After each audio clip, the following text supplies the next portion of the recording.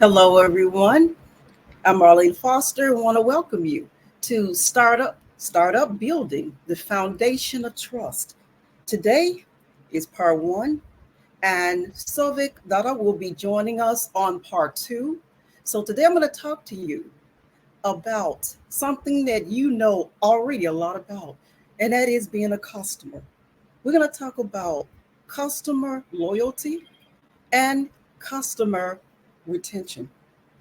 And we think of the bank that's in your neighborhood, a bank that's nearby, a bank that you probably stop by. Maybe if you're not affiliated with that bank, you may even use the ATM machine because you go there regularly.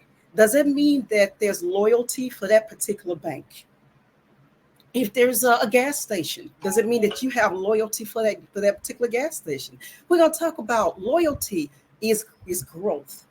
It's when you, for instance, if you've got a special restaurant that you like to go to, or let's say if you go into a restaurant for the very first time, you go into a restaurant and you walk in, and the first thing you do with loyalty is that you are building a relationship. The relationship starts. So think of that restaurant that you've walked into, and now the server comes to the table and they're asking you questions, and you're telling them what your preferences are, what kind of dishes that you enjoy, whether it's salmon or steak or whatever, lobster, whatever it is that you enjoy. And you're now talking to them and they're asking you questions. And so you're now getting really comfortable with this server, right? And so now they're giving you recommendations as to what it is that you would probably enjoy that particular day in their restaurant. Okay, and the next thing that will happen is once you've eaten it, and let's say you really enjoyed that meal, all right? Now you're starting to develop what? Loyalty for their expertise. You don't know them personally, right? But you do know that they seem to be capable of actually serving you. So next is dessert. And what if the desserts that they show you, some of them are a little bit more on the expensive side? Will you be determined now to say, well, now I don't want to spend money on that because it's too expensive? Or maybe if it's something that you've told them that you love apples and they found a really great selection on apples, you probably would trust them because they already given you one great selection and you're feeling comfortable with them. You probably then follow up with what? A generous tip, maybe. And then once you've given the tip, you might even give a outstanding review. That's what loyalty is about, ladies and gentlemen. It's starting off relationship building, and then once you're starting to build that relationship, trust develops. How do you know that people trust you? When they start to open up their purses that even wider and decide to even do repeat business with you, which is customer retention, which we'll talk about a little bit later. But you get to start trusting and listening to them. So today I want you to think about your own selves as customers. You can't service a customer unless you understand what it's like to be one yourself.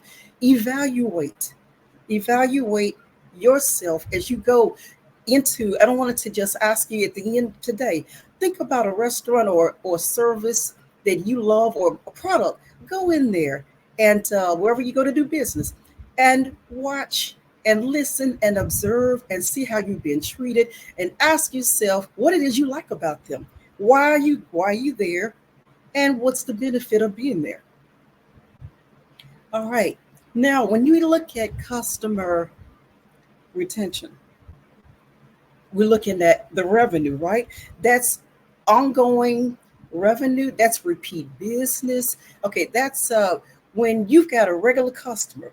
You've got new ones that you're servicing, that you're getting to know. But what about that customer that you definitely have trust with? They trust you and you have a great rapport with them. And so you show them extraordinary service, and they feel real special, you know, when they're there in your business. And so let's talk about you as a customer. Where do you go where you feel extraordinary? They really make you feel special. Think about where you go, a business that services you, a restaurant, a gas station, a bank that really makes you feel special. Okay, and once you do, you think, and then also, what is it unexpected that they've done? Something unexpected that you did not ever even anticipate that they would do. Think about it right now. Something that they did, and then ask yourself two questions: Why do I love this particular restaurant? Why do I come here? Think about it, guys. Evaluate yourselves. Why do I come? I mean, do you like the way they, I don't know, the way they say your name when you walk through the door because they've gotten to know you? Do you enjoy the way they give you different options? Also, some people love different options. Instead of eating the same thing repetitively, they want to know, what else do you have? Do you enjoy that? What is it that you enjoy? And then think about, what's the benefit? What are the benefits there? I mean, is it the discounts they give, the um, different types of events that go on there, the different types of desserts that they serve? That they're always doing something different, and you really enjoy it because of that. Now, a few days ago, I was doing business with Best Buy because I needed some computer equipment. And Dave was doing a tremendous job, guys. I mean, Dave really helped me so much with his professionalism. He asked me what was I going to use the equipment for, and I told him that I do podcasts, and I told him so many other things that I was going to be doing with the equipment. So he just really went deep into as to why I needed the equipment. So he talked to me for a while, and he finally said, "You know what, Marlene, this is what I think you should get." So he told me what it was that we should actually do. So I'm listening to him, and he's giving me all types of, ideas on top of it. So I finally decided I would go ahead and listen to him, and I made the purchase. Okay. So once I made the purchase, because I had started to trust his expertise, ladies and gentlemen, I I asked him, how could I reach him when I got ready to make my next purchase? Because I am getting ready to do something next month in September, which is right around the corner. And I said, it's going to be a little bit more. I know it's going to be more expensive. And so I told him what I was looking for. So he's already looking ahead for me for September. And so I said, you mind if I get your telephone number, and you and I can keep in touch with each other? So he said, yeah, we can do that. And so here I am, a customer. And I realized what I did as a customer. Do you see what I did? The loyalty there. Okay, his expertise. I was sold on the expertise, right? Okay, then I turned around and I told him that I wanted to keep in touch with him. He didn't just bring it up, I did. I asked him, the customer. And I said, wow, I actually reached out to him and said that I want to connect with you. The next time I'm ready to do business, I would prefer you instead of someone else. And that's what we did. So the same day I decided that I wanted to my daughter to pick up the equipment for me. And so because she's out there in the same area where the store is located. And so she said, "Yeah, I'll do it, Mom." So we for about, I know, for a few hours, guys, I was on the internet and on their site.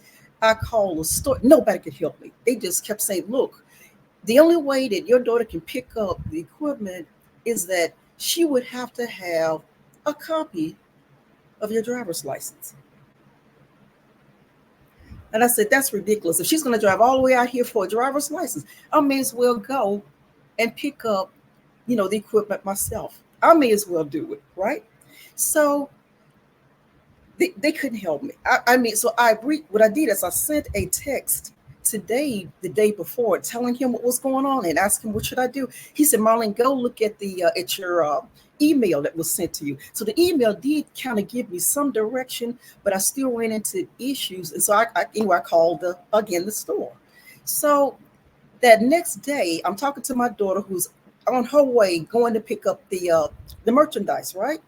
And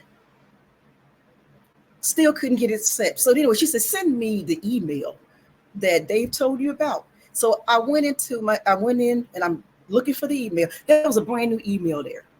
And this brand new email said that my merchandise was being picked up, and they gave my daughter's name. And I'm saying, Okay, but how did they get my daughter's name? And so I thought back, guys, and the only person I gave my daughter's name to was Dave. Dave had gone and taken care of all of what I needed unexpectedly. I never expected for him to do what he did. It was unexpected. So if we look at this again, look at the loyalty there. Okay, that I showed him and the loyalty that he showed me from the start. We built we built a relationship together. I admired his professionalism. And so I asked him if I could reach back out to him because I wanted to actually purchase something else in September. And that's going to be an even more, it's going to be even more expense. So that means it's going to be favorable for him. What I did, guys, though, when I saw what he did, I contacted the office who actually handles customer reviews. I wrote it. I wrote a customer review in favor of Dave and what he did because what he did for me was unexpected. And when you look at customer retention, that's when you get people come back and they do repeat business with you, right? I'm going to do repeat business with him, especially because of what he's done. And they also do the unexpected things that they do for you. I never expected him to do what he did. And even my daughter goes, I need to meet him. So he's actually got, when you look at customer retention, you're looking at also customer retention and loyalty. You're looking at testimonials, you're looking at referrals, and you're also looking at actually coming on board with on LinkedIn or on Facebook or a social media system. You're looking at customers coming on there and talking about you, word of mouth and saying how great you are. And so here I am today telling you about Dave, telling you the story, and this just happened. And so this is one of the types of activities that will take place in the startup program and I are hosting together.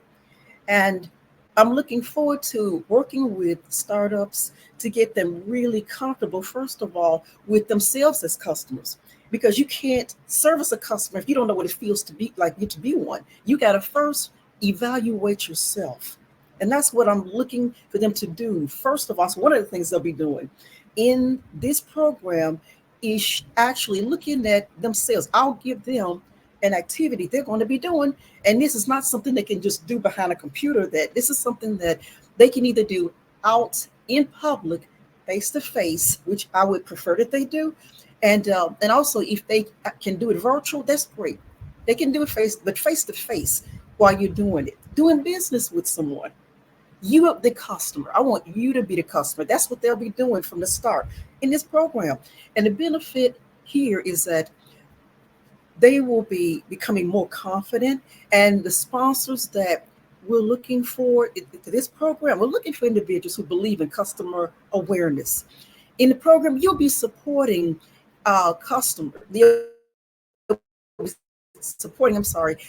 startups and on their ventures. And so that means that as a sponsor, you'll be able to mentor them.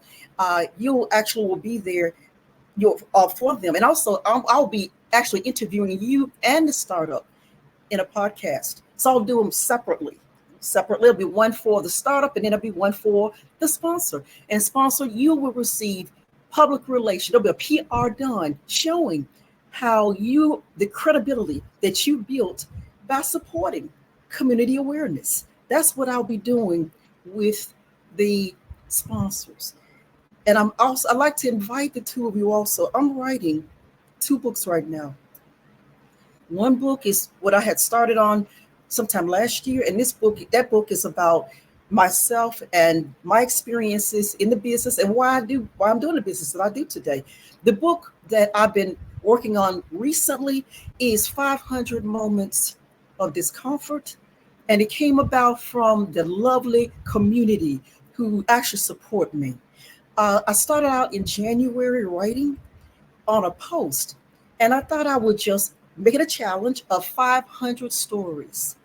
500 stories, guys, where people are sharing how they overcame discomfort or what they're doing on a constant basis, what they're doing on each day. Doesn't mean that you're completely out of the dark, but it's showing us how the kind of the progressive advancements that you're making. And that's what I like to see, those types of stories. So anyway, I received about 3 or 4 people in the audience that said, Marlene, you need to turn this into a book. And I said, a book?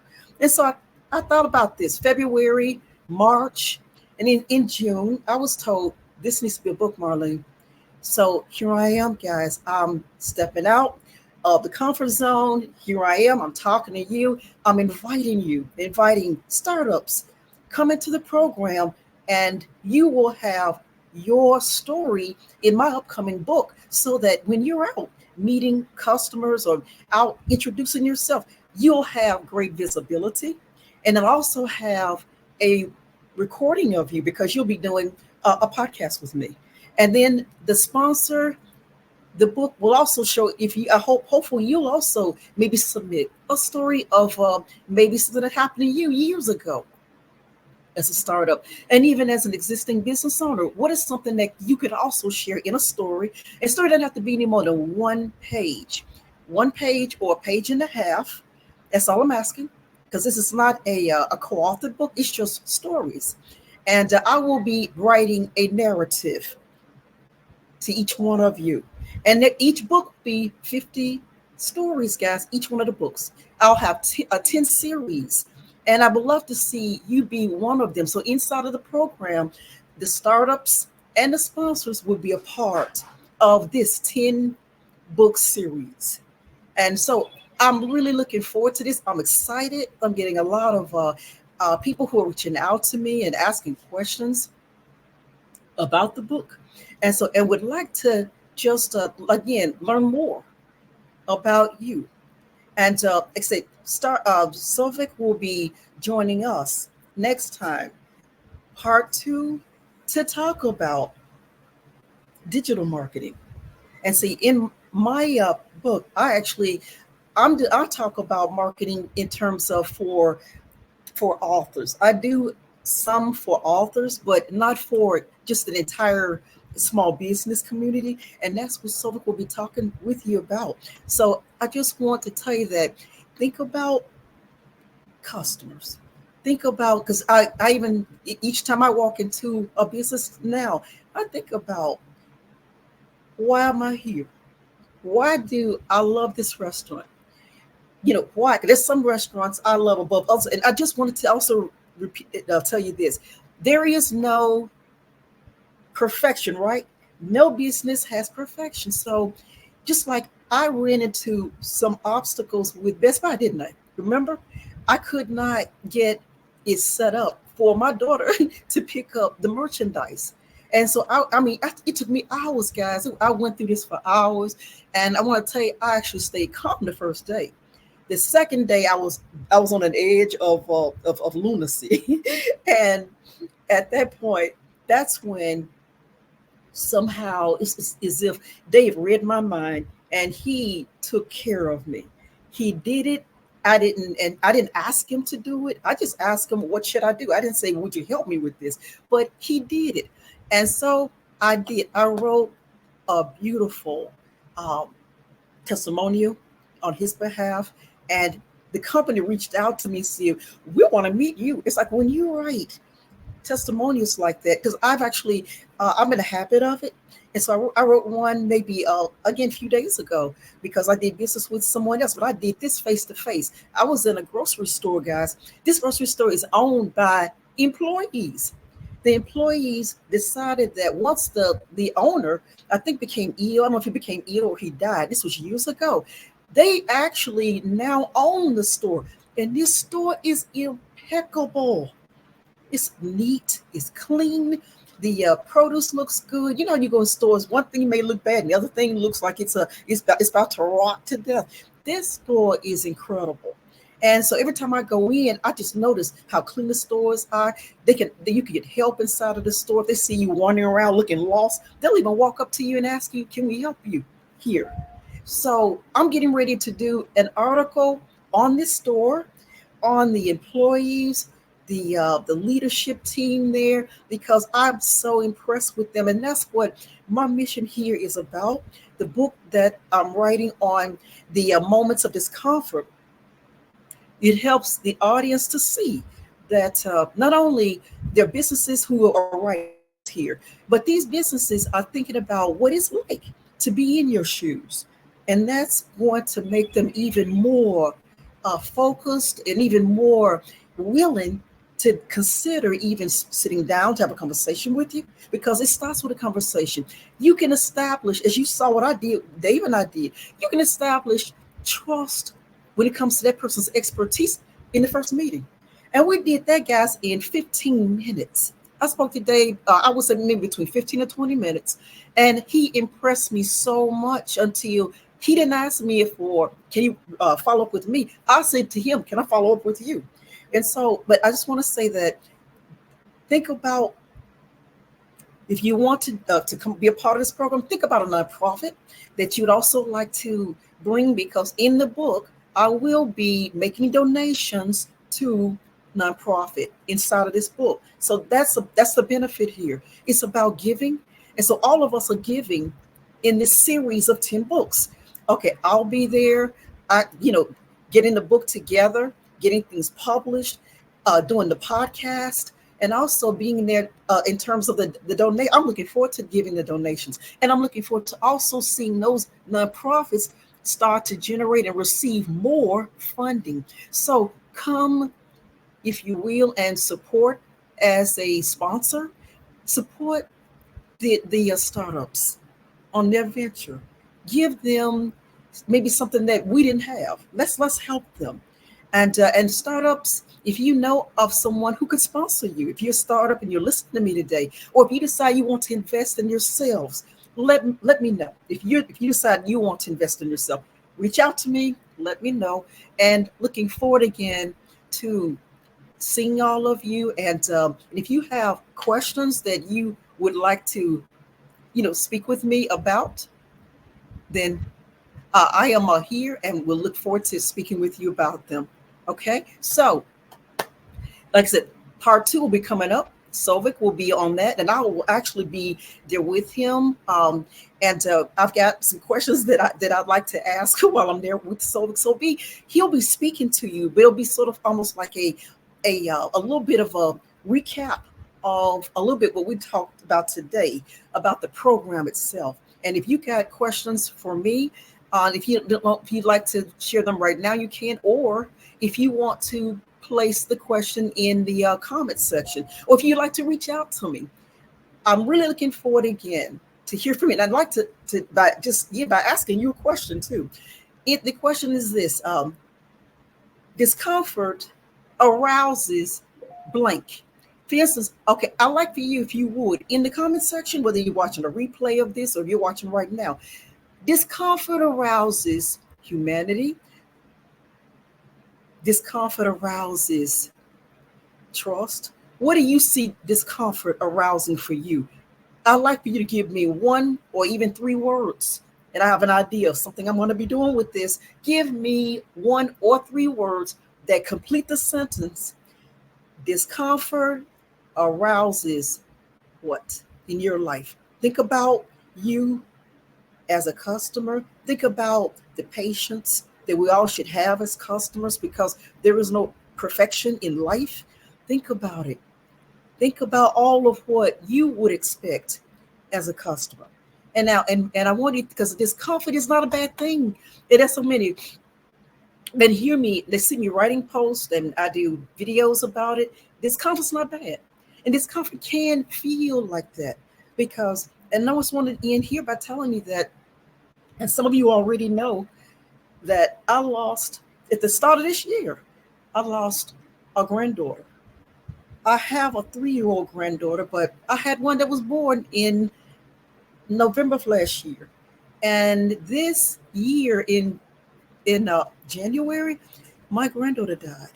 And it was, it was indescribable, guys. And at the same time, I was actually writing and preparing a co-authored book with Dr. Leland, Constance Leland, and I really admire her, because Constance stuck by me, and Constance said, Marlene, I know you're feeling hurt, you're feeling pain over the death of your granddaughter. She said, but let's continue with this. I wrote my first book as a co-authored book And that was a challenge for me. And I'm so glad I did it because it now when I look at the book, it reminds me of my granddaughter. It reminds me of my granddaughters because both of them have faced challenges. And my the 3 year old, she's coming aboard. She's strong. She's a warrior. And the one that died, I will forever love her. I will. And I talk about her briefly in the co-authored book that's been written. And now I'm looking for you to tell me your story. I am going to tell my story a little bit more in detail as well. But I just want to tell you that's how the actually the book represents that. But this 500 moments of discomfort, I already had it in place before her death. So I don't know what prompted me to just come out and do this, guys, but I did. And as you can see, there was something, seems like there was a spirit. Maybe God that said, I want you to write this. You, Marlene, get on online. And all of the stories I received, guys, have just blown me away. I mean, they truly have. So that's why I'm here today talking to you. This is part one again of the series Building Startup Building the Foundation of Trust. Because with trust, guys, the trust is the loyalty that you can give your customers day one. They trust your loyalty, they trust your expertise. They trust it. And then afterwards, they start to gain more of a relationship with you, and it starts to grow. It grows, right? And the loyalty grows because then with the loyalty comes what? They give you referrals. They give you the access to maybe family members and to friends and to even the other businesses. Okay, then they turn around and there's word of mouth, and then they come on social media and talk about you because I'm proud. It wasn't a perfect experience with Best Buy, but it was a quality experience with Dave. And now Best Buy know about me because I wrote him a referral. And I look forward to doing even more with Dave again because I'm going to actually make referrals to him. I'm talking about him to some of my other colleagues because when you do well by me, I do well by you. And I also understand that there will be mistakes. Like if you go into a restaurant and you looking for that favorite dish you always want to order, what if they're out of something? Then they say, you know what? You always love the salmon, so I thought maybe you'd enjoy this dish right here. And that dish might be again a little bit extra, cost a little bit more expensive, but you're willing to do it. Why? Because you trust. You trust the server. You trust the owner. You trust the establishment. You feel good about where you are, ladies and gentlemen, and that's what you want to do in your business. So start putting yourself in their shoes, which you're doing every day anyway. All of us are customers, right? We all are. And I can't wait to see what you're writing to me about discomfort. Discomfort arouses what for you? It arouses, give me one or even 3 words. No more than 3 words, okay? Discomfort arouses what? Blank. I want you to fill in that blank for me. Discomfort arouses blank. And today, while you're out and you're doing business, think about that business owner that is in the same position that you're in. Think about it, and do me a favor. And come back and show me something. Maybe if you've written a review for them, I like to see a few reviews or testimonials. Make a copy of it. Do a testimonial for a business. I mean, make that your purpose and give yourself a purpose maybe every month and do it for someone. Because I guarantee you this: the more that you reach out to do something for others, when you give, it comes back to you. I'm telling you that from experience, guys. I get so much in return until it just it's unbelievable for me sometimes. But I'm a giver because I grew up around it. My mom is definitely a giver, and I know being an entrepreneur, being a business owner, you yourself are too. So evaluate yourself, look at your business, and look at how you can actually do extra special things for your customers. And then while you're out doing business with somebody else, look at also what they are doing for you. Thank you so much today for being here with me. And so can I look forward to seeing you in part 2